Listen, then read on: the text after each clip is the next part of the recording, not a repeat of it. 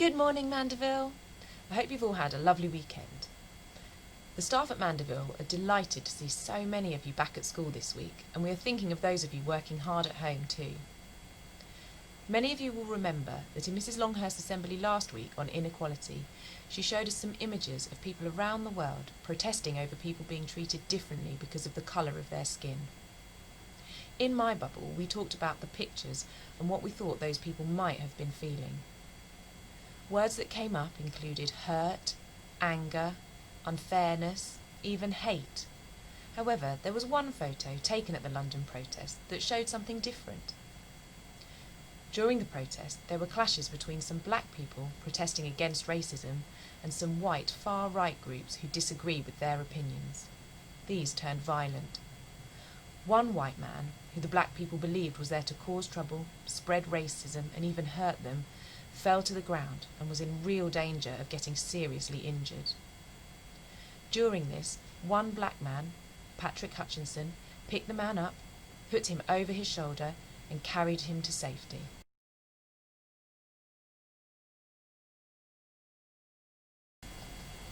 He saved his life.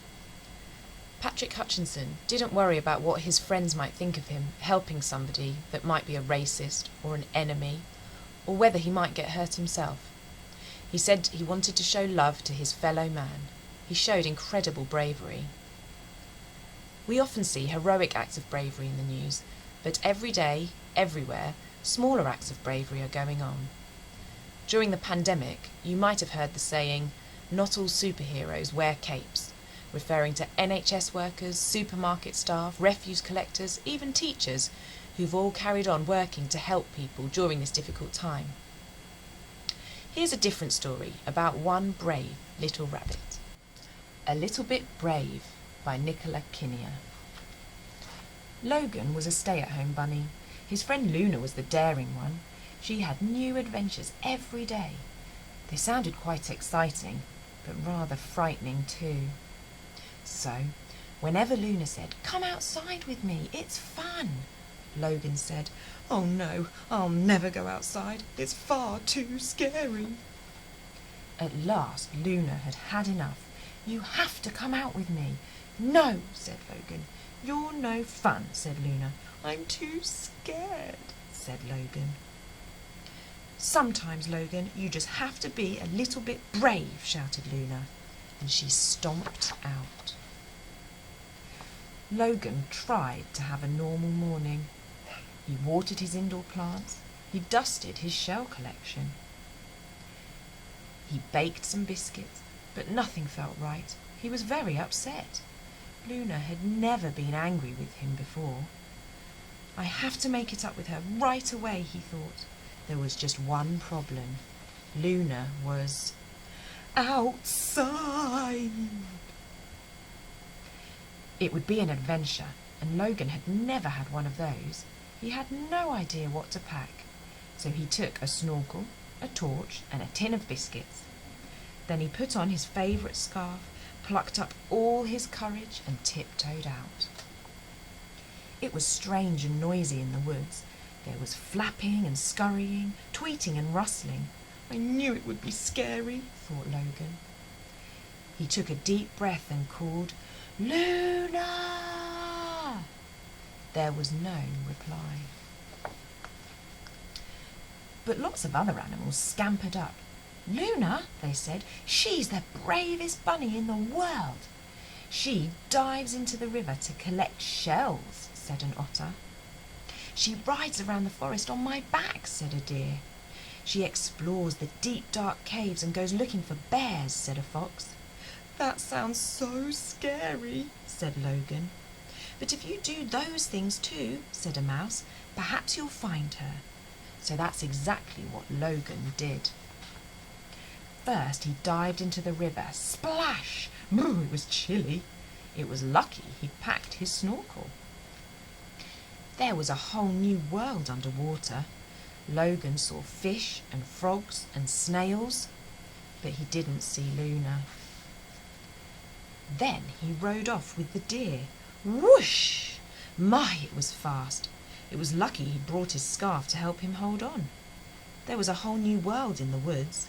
He saw sparrows and squirrels and butterflies, but he didn't see Luna.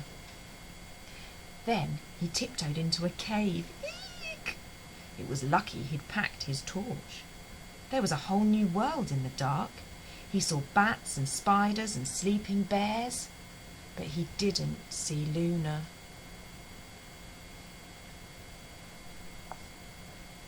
Logan was amazed at all the things he'd done.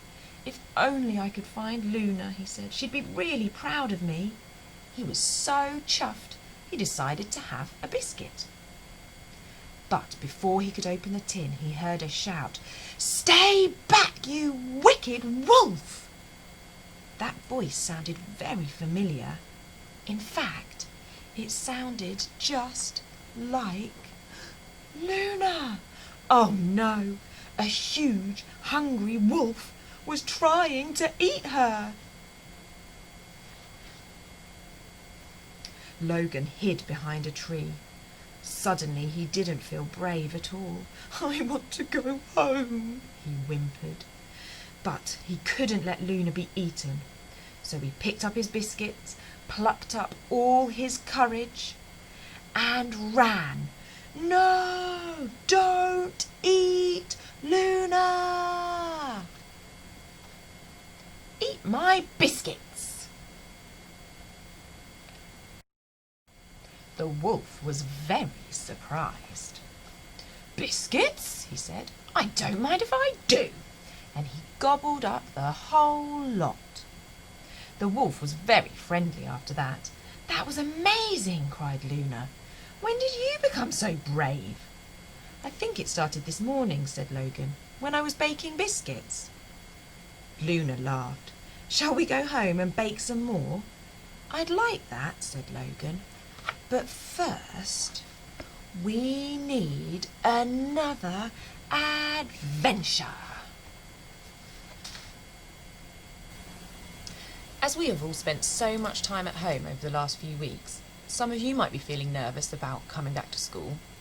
You might need to be brave and talk to new people or try new things. You won't be the only ones who've had to be brave this week. I don't know if you can tell, Molly is feeling a little bit sad, a little bit sorry for herself. I've told her that tomorrow she has to have a haircut. She's a bit scared of having a haircut, aren't you, Molly? She doesn't like getting wet. She doesn't like the clippers. She doesn't like her nails being cut. So she's not really talking to me. She doesn't think she should have to have her haircut. But Molly, you're going to have to be a brave, brave dog. We all have to do things that are brave sometimes. Oh, I know. You can be a brave dog. You'll be okay. Just imagine how lovely you'll feel when you're not all furry and hot anymore. Look how happy you are. Were you brave girl? Were you brave? Look, and young, you can run because it's hot. And you're not too hot. Look at your beautiful hair. Give me a high five. Good girl for being brave. Good girl. Well done, Molly. See? It's good to be brave. Yeah. Doesn't she look smart? So, have a chat to your family at home or the people in your bubble. Have you ever been brave? How did it feel?